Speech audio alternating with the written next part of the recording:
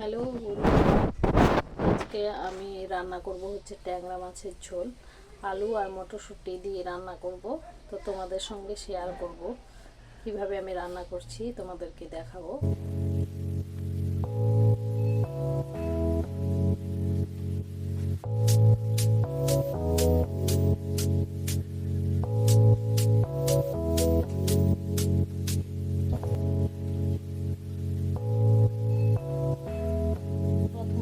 ট্যাংরা মাছগুলো ভালো করে ধুয়ে নিয়েছি, কেটে ধুয়ে তারপর নুন হলুদ মাখিয়ে রেখেছি। এই দেখো, মিডিয়াম সাইজের ট্যাংরা মাছ নিয়েছি। মোটামুটি এখানে 200 গ্রামের মতন হবে। একদম নদীর থেকে ধরে এনেছে আমার হাজবেন্ড। হলুদ মাখিয়ে রেখেছি। এই দেখো, আলুগুলোকে এভাবে কেটে রেখেছি,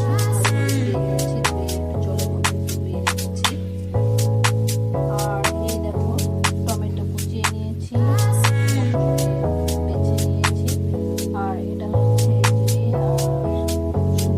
আর শুকনো লঙ্কা না, পাকা লঙ্কা একসঙ্গে বেটে নিয়েছি। আমি এই জিরে আর লঙ্কা বাটা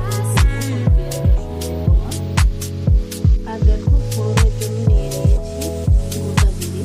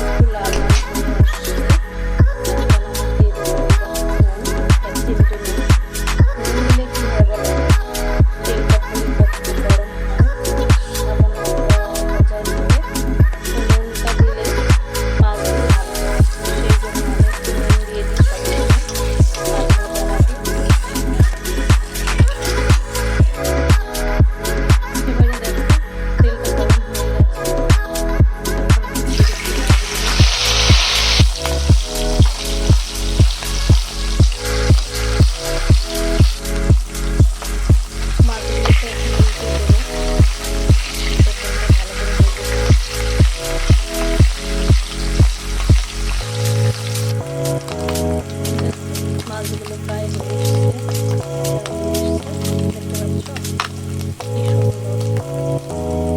আমি একটু তেল বেশি করে দিই, কারণ ট্যাংরা মাছগুলো না তেল কম হলে কি হয় বলো তো, কাঁচাই থেকে যায় আর বেঁকে বেঁকে যায় মাছগুলো, এক সাইড কাঁচাই কেটে যায়। সেই জন্য তেল একটু বেশি করে দিয়ে মাছটা একটু কম করে দিলে কি হয়, মাছের দুই সাইড একদম ভালো করে ভাজা হয়। কাঁচা ভাজা ভালো লাগে খেতে, গরম করে। তো আমি সবসময় মাছ একটু কড়া করে ভেজে তারপর রান্না করি। এখন মাছগুলো ভাজা হয়ে গেছে, আমি উঠিয়ে নেব। এবারে আমি বাকি মাছগুলো ভেজে নেব।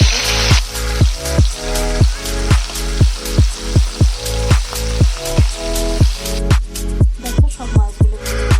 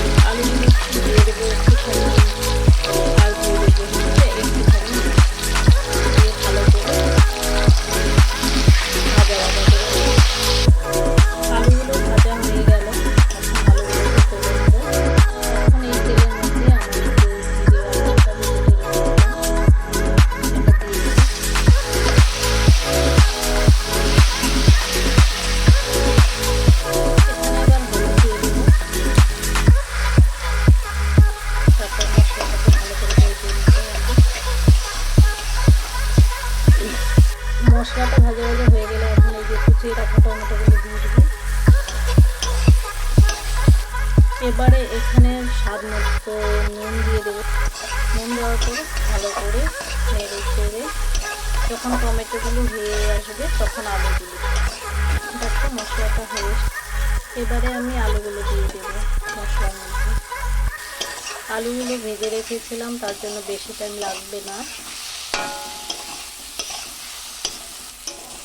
এইভাবে নাড়িয়ে চাড়িয়ে কষিয়ে নেব। আমার আলুগুলো কষানো হয়ে গেছে, এখন দিয়ে দেব হচ্ছে জল।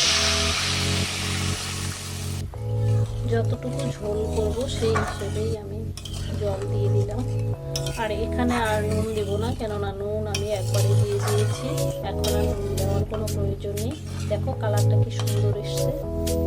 এভাবে আমি ফুটতে দেব প্রায় 20-25 মিনিটের মতন। 20 মিনিট লাগবে না, 15 থেকে 20 মিনিট লাগবে। ভালো করে ফুটে মাছগুলো